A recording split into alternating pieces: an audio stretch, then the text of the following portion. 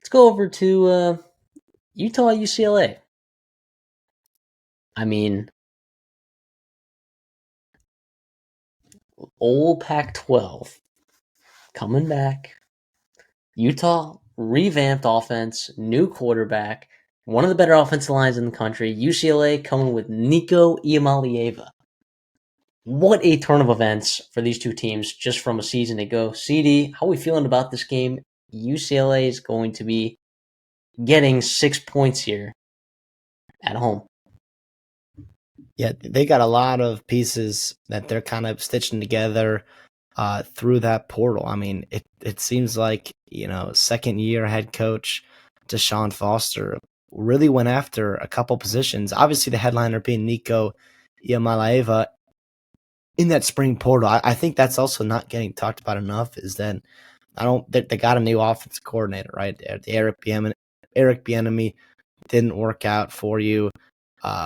Here comes Nico Iamaleava. Like, what can it be? How good can it be week one, especially against a Utah team, right, who's historically had a pretty good defense and a very well coached defense? Morgan Scully's one of the better defensive coordinators in the country.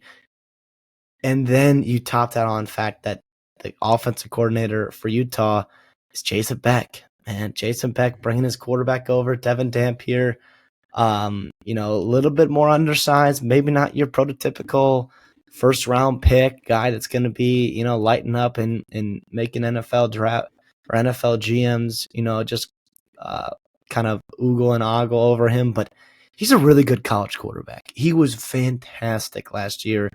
Got to clean up the turnovers. I expect that to get better. Another year in this Beck scheme, but also with better playmakers and offensive line play.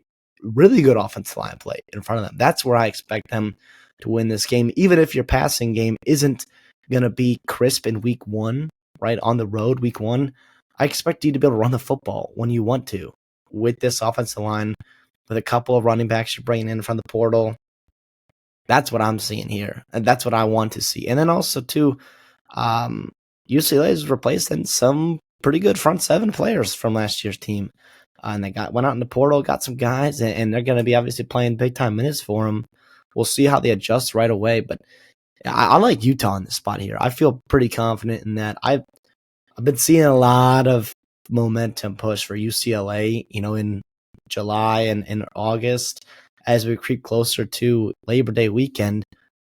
I'm not fully bought in.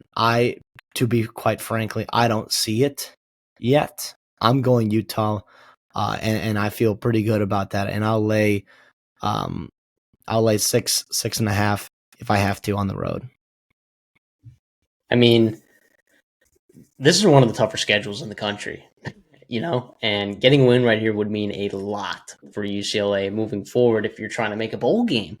I mean, you got Penn State later in that season. You got to go to Indiana, who should be pretty good, Nebraska, Ohio State, Washington, USC, and then, of course, Utah right here. I just listed 7 games that you could potentially lose. And at UNLV, who I know didn't look great in week 0, but they got a lot of really good talent on that team as well. So if you don't figure things out early with how many transfers, try 1 billion transfers. I mean, you brought in 14 or 15 on the defensive side of the ball alone. In the secondary, you brought in almost double digits. That's nuts. Deshaun Foster, he hasn't necessarily won me over yet. But if you find a way to navigate this season, boy, I mean, that would be remarkable. I'm with you. I'll ride with Utah with what I know, which is a great offensive line, a great offensive coordinator, a frisky quarterback, and a defense that's going to play their nards off for their future head coach on that defense side.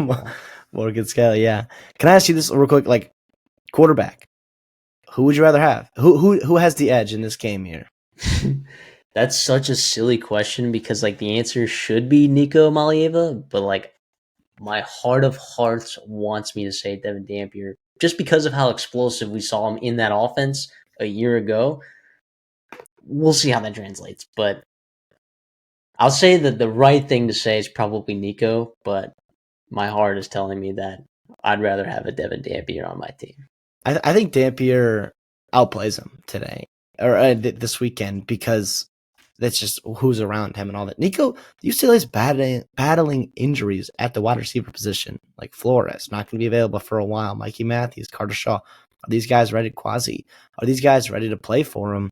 And then you're breaking a new quarterback over the summer, too, working with 2s and 3s in your wide receiver core.